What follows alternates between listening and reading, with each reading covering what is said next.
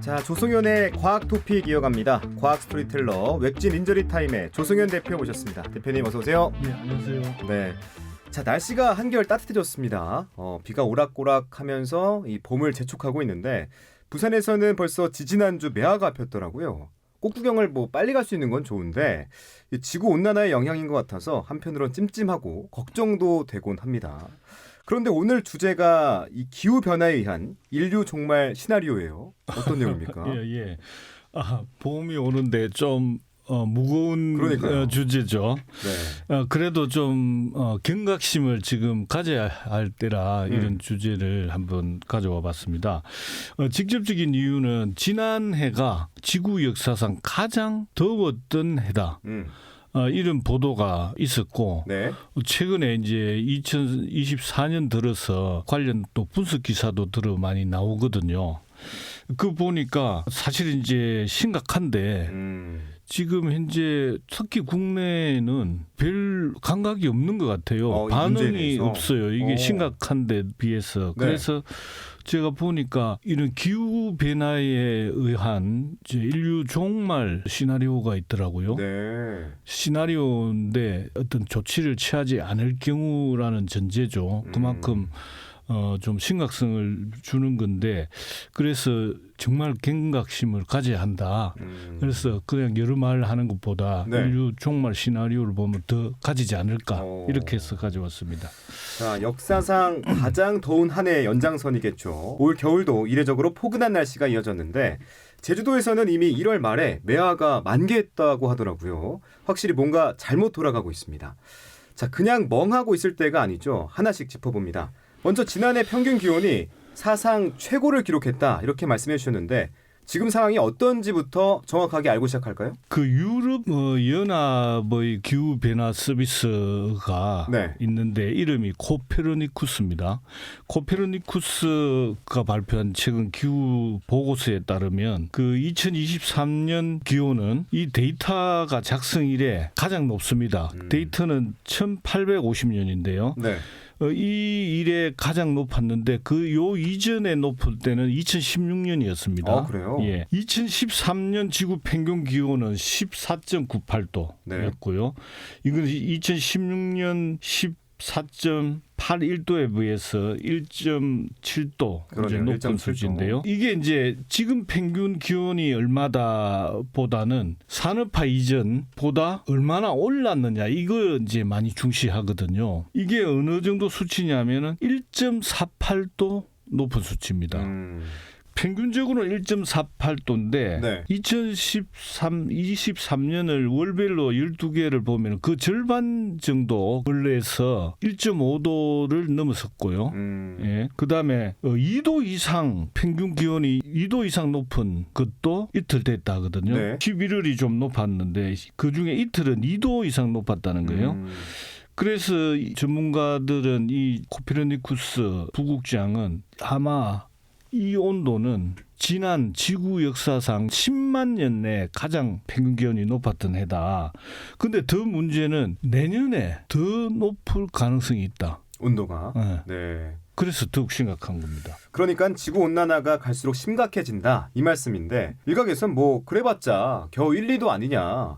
1.48도 가지고 뭘 이렇게 호들갑이냐. 대수롭지 않게 여기는 분들도 있을 것 같습니다. 하지만 이게 결코 가볍게 볼 수 있는 문제는 아니죠. 그렇죠. 평균 1도라는 거는 엄청 큰 거고 평균 1.48도 작지 않은 건데 그럼요. 이제 사실 피부로 전문가들이 아닌 이상 그 수치의 의미를 항상 머릿속에 달고 다니는 사람 아니면 대수롭지 않게 여기기 쉽습니다. 자, 근데 이제 이 온도에 대해서 좀 유념해 볼 필요가 있는 게 이렇습니다. 2015년에 파리 기후 협약이 이제 체결됐는데 전 세계 196개국이 참여했죠. 했는데 거기서 여러 과학적 상황, 지구의 상황을 볼 때 우리가 이 세기 내에 2099년이겠죠.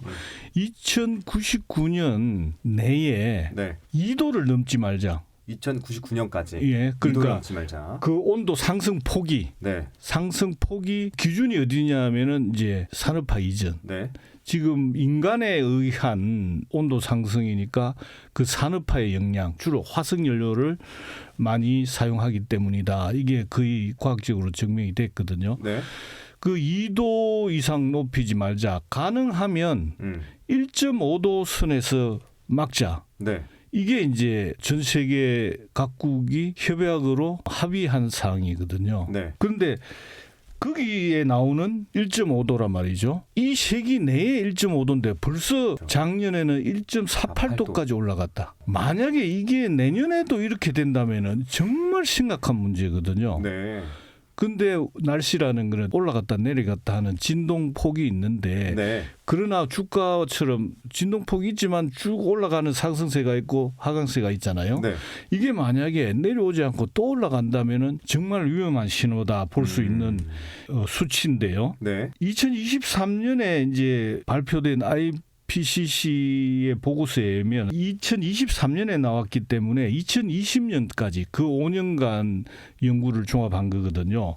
IPCC라는 단체는 기후 변화에 의한 세계 정부 간 그 패널이라고 기후 변화 관련 연구를 전 세계 학자들이 모여서 집대성한 거라고 보면 되거든요. 네. 좀 과장 객관적이라고 볼 수 있습니다. 특정 어떤 단체들은 뭐 나사라든지 뭐 회사 기구라든지 군이 있는 단체들이 있지만 이거는 더 전 세계적인 패널이기 때문에 신뢰할 만한데 네. 여기서 지구 평균 기온이 2022년까지 1.1도 상승했다. 뭐 나사 등 다른 곳에는 1.2도 상승했다. 근데 현재 1.2도, 1.1도 정도가 상승한 거구나. 그렇지만은 1.5도 뭐 금방일 것 같다. 경각심을 가졌는데 1.48도가 나오니까 작년 기후가 네. 그래서 와, 더 위험하구나.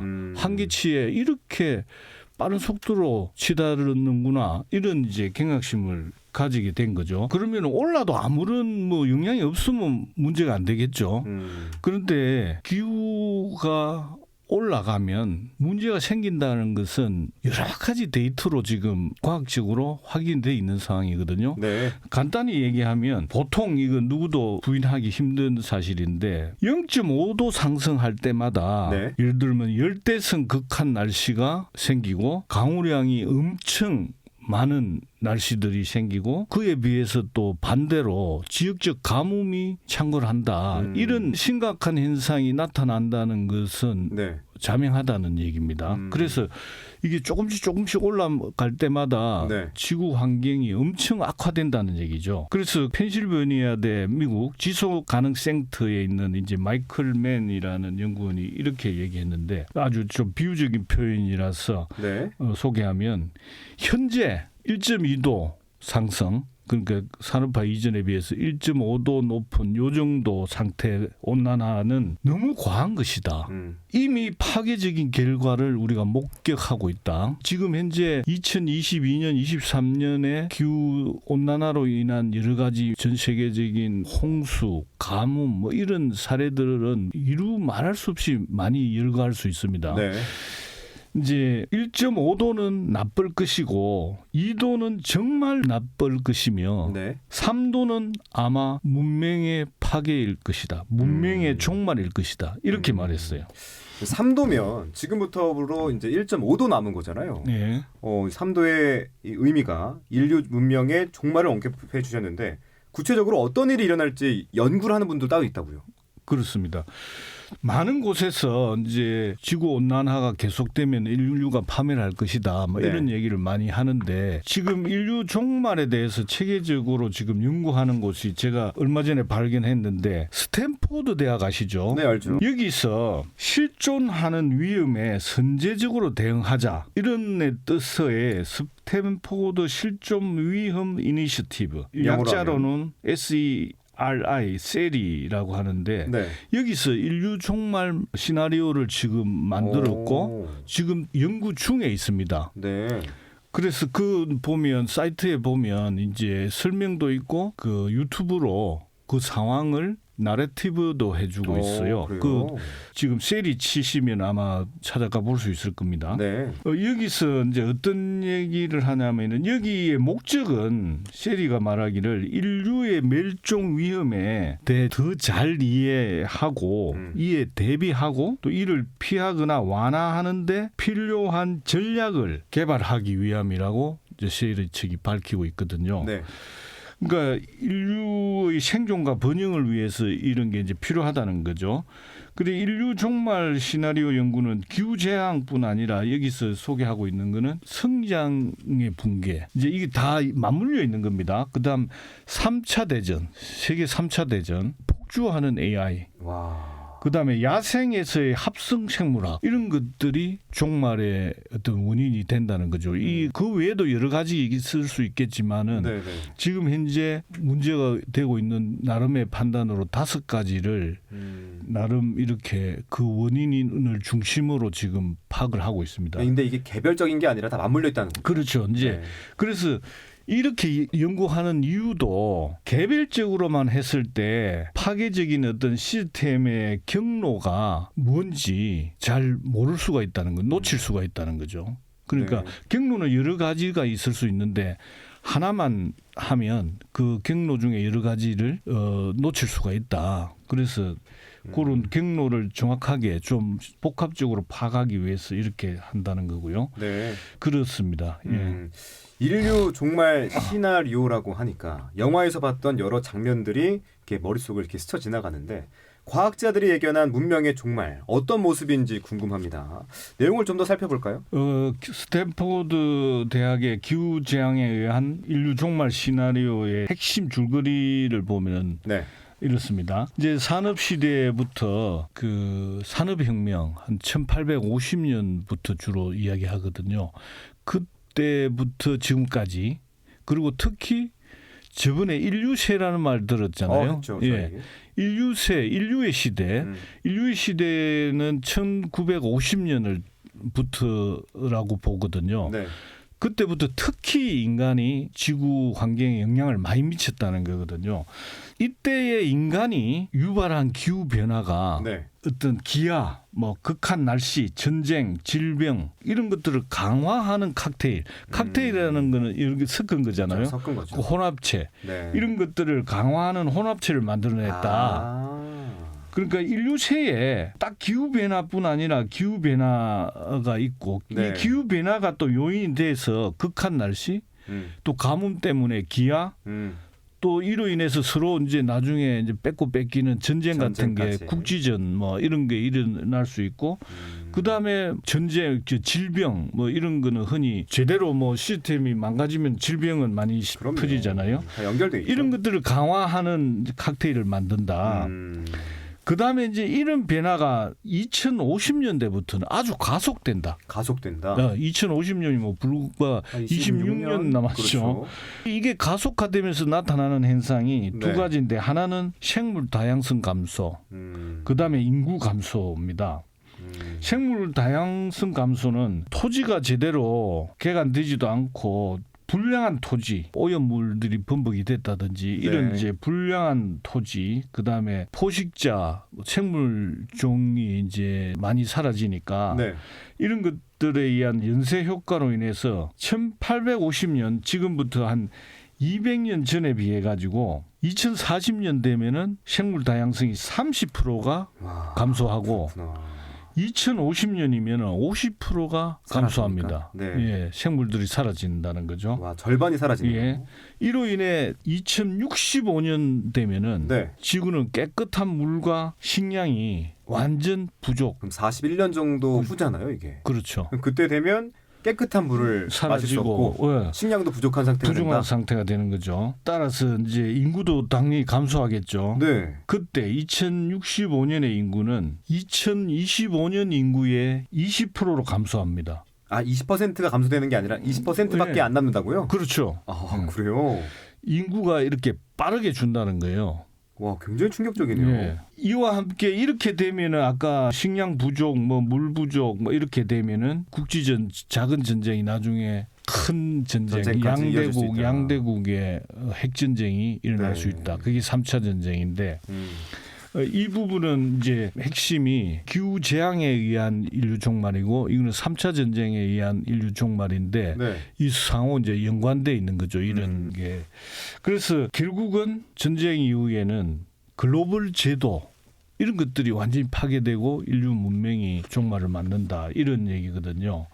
그런데 이제 종합적으로 보면은 지구는 지금 몇십 년 내에 거기 보면 2075년으로 나오는데 2075년 그 몇십 년 내에 종말하는 그런 궤도에 이미 올라타 있다는 겁니다. 네. 그래서 큰 개입이 이루어지지 않는 한 이 궤도가 바뀌지 않을 것이다. 아니 이게 뭐 예. 100년, 200년 뒤의 얘기가 아니라 몇십 년 뒤의 얘기예요. 예. 40년 정도 되면 지금 말씀해 주신 것들이 눈앞에 펼쳐지는 건데 어쩌면 진짜 이 문명의 종말을 눈앞에서 볼 수 있다라는 걱정까지 듭니다. 그런데 이런 재앙은 어떻게 해서든 막아야겠잖아요. 방법은 그렇죠. 없습니까? 그러니까 이제 아주 큰 개입이 이루어지지 않는 한 네. 우리가 지금보다 인식을 확 바꿔서 뭔가를 대책을 세워야 되는 거죠. 그러니까요. 그런데 이게 이제 대책을 전혀 뭐 손 놓고 있은 건 아닌데 네. 사람들이 경각심이 부족한 거죠. 예를 들면 미국 같은 경우에 뭐 파리 협약에 탈퇴하고 그랬잖아요. 그러니까 일단 전 세계가 파리 협약 내용을 준수해야죠. 여기 보면 이제 협정 당사국들이 온실가스 감축 목표를 설정해서 지키고 또 5년마다 상향된 목표를 제출을 하도록 돼 있고 또 2050년까지는 탄소 중립, 탄소 소비와 그에 따른 그 저감 전체가 제로가 되게 하는 이런 이제 목표를 이런 중립 의무도 이제 규정이 돼 있거든요. 네. 그렇게 해야 이 세기 내에 기온 상승분을 가능한 1.5도고 최악으로 보더라도 막 네. 2도 안에 막을 수 있다는데 지금 일이 안 하기 때문에 이런 일이 일어나는 거거든요. 맞습니다. 그래서 화석 연료가 이제 이산화탄소를 많이 내고 이산화탄소가 온도를 높인다는 데 기여한다는 것은 과학적으로 증명이 됐습니다. 그렇죠. 그래서 이 화석 연료를 되도록이면 줄이고 신재생 에너지를 쓰는 에너지 전환 이거는 한 개인이 하기는 힘든 거잖아요. 맞습니다. 지금 국가적으로 나서야 되거든요. 그래서 모든 국가 온 세계가 이제 매진해야 됩니다. 근데 이게 제가 생각에는 시급한 게 한 개인들이 네. 이 인식을 해야 돼요. 우리가 수십 년 내에 망할 수 있는데 종말할 수 있는데 이게 기후 변화 때문이고 우리가 무관심하게 그에 역행하는 행동을 하면 안 된다. 이런 걸 인식을 해야 된다는 거죠. 왜냐하면 이런 인식을 해야 예를 들면 정치인들이 정책을 내세울 때 네. 그런 정책을 탄소 중립 정책, 에너지 전환 정책을 쓰는 지도자를 이렇게 투표하고 장려되고 그래야 네네. 뭔가 바뀌잖아요. 네네. 실질적으로. 그렇죠. 자, 선진국 강대국들이 알아서 하겠지. 뭐 과학자나 정치인들이 답을 찾겠지. 이렇게 삼자적 입장을 취할 때가 아닙니다. 당장 우리 바로 다음 세대, 자녀 세대의 미래가 위태롭다는 사실부터 제대로 인식을 해야겠습니다. 4월 총선을 앞두고 이번 선거가 파국을 막을 마지막 기회다. 기후 총선으로 치러야 한다. 이 시민사회 일각에서 주장들이 나오는데 역시 귀를 좀 기울여야겠습니다. 저도 지금 당장 할 수 있는 실천들 찾아서 행동에 나서야겠다. 다짐을 해보면서 이 시간 마무리하죠. 지금까지 조승연의 과학토픽이었습니다. 대표님 오늘 말씀 고맙습니다. 예, 감사합니다.